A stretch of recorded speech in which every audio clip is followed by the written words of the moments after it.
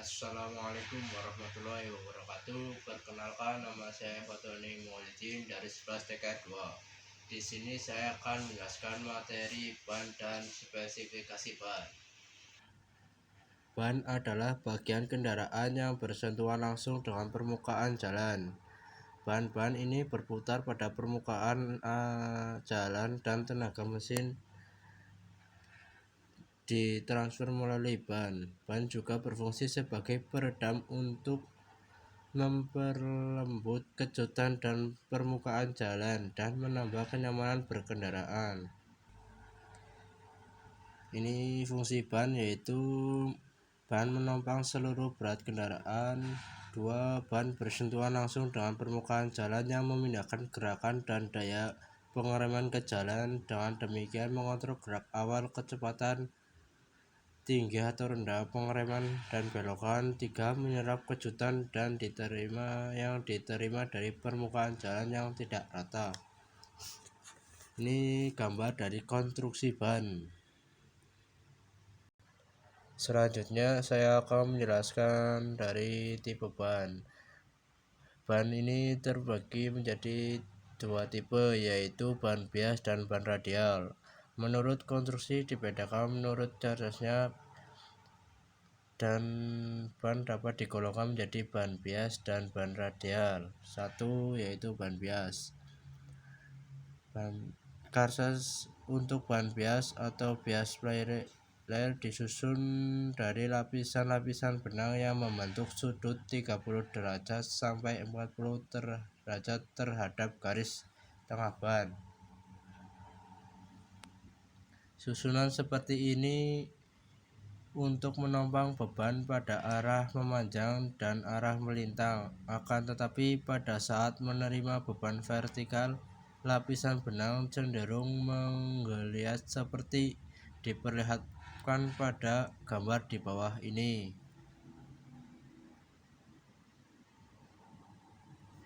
Yang kedua yaitu ban radial. Charges pada ban radial terdiri dari lapisan benang yang tegak lurus dengan garis tengah ban. Konstruksi seperti ini sangat fleksibel pada arah radial, tetapi kurang terhadap beban memanjang ke sekeliling roda. Oleh sebab itu, ban radial dilengkapi dengan belt atau biasa disebut dengan breaker, terbuat dari benang tekstil yang kuat atau kawat yang dibalut karet. Susunan seperti ini membuat tren lebih rigid.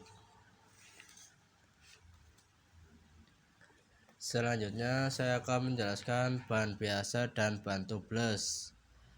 Yang pertama yaitu ban biasa dengan ban dalam. Ban biasa di dalamnya terdapat ban dalam untuk menampung udara yang dipompakan ke dalam ban, katup atau ventil atau air valve yang menonjol keluar melalui lubang pada pelek menjadi satu dengan ban dalam. Ban biasa ini akan segera menjadi kempes bila tertusuk benda tajam. Ini contoh gambar dari ban biasa dengan ban dalam. Yang kedua yaitu ban tubeless. Ban tubeless atau ban tanpa ban dalam tidak menggunakan ban dalam. Tekanan udara hanya ditahan oleh lapisan dalam ban, yaitu lapisan karet yang kedap udara.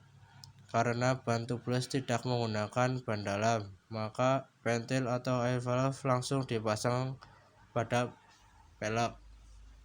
Contoh gambar dari ban tubeless.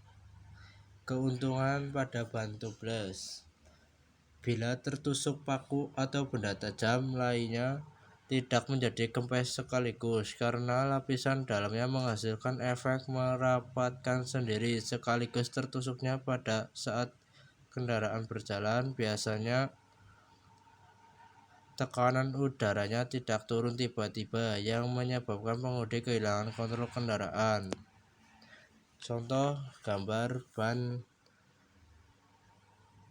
tubeless dan ban biasa dengan ban dalam jika tertusuk paku. Selanjutnya saya akan menjelaskan dari ban cadangan. Ban cadangan atau sementara atau ban tipe T.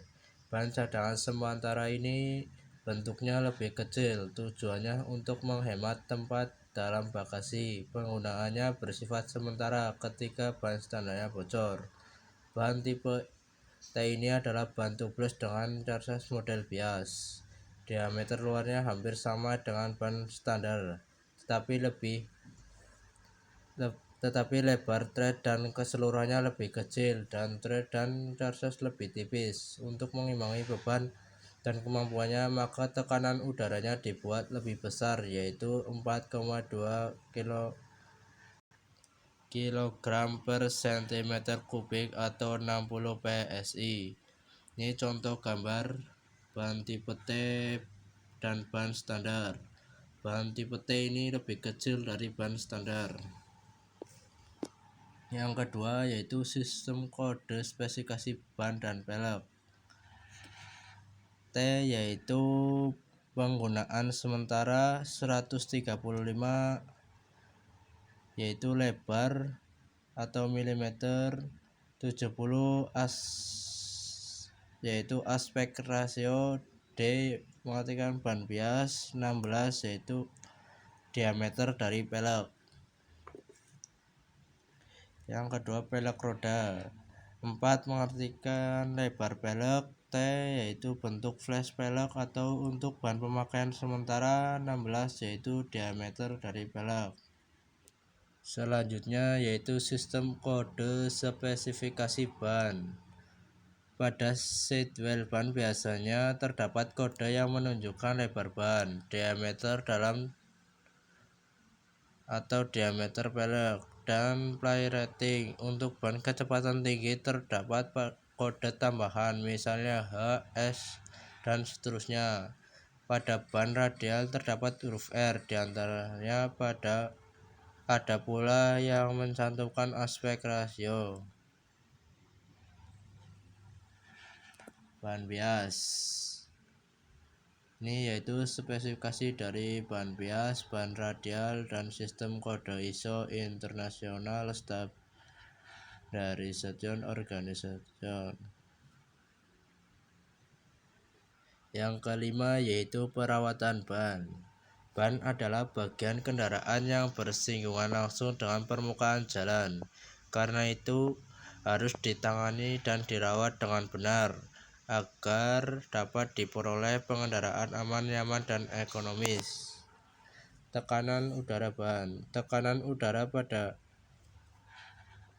ban adalah faktor penting bagi kemampuan dan keselamatan berkendaraan. Meskipun ban dibuat dari bahan yang rapat, udara masih dapat bocor walaupun sedikit. Oleh karena itu, tekanan udara pada ban harus diperiksa secara teratur dan disesuaikan dengan spesifikasinya. Ini contoh gambar tekanan udara yang benar, tekanan udara yang lebih, tekanan udara yang kurang.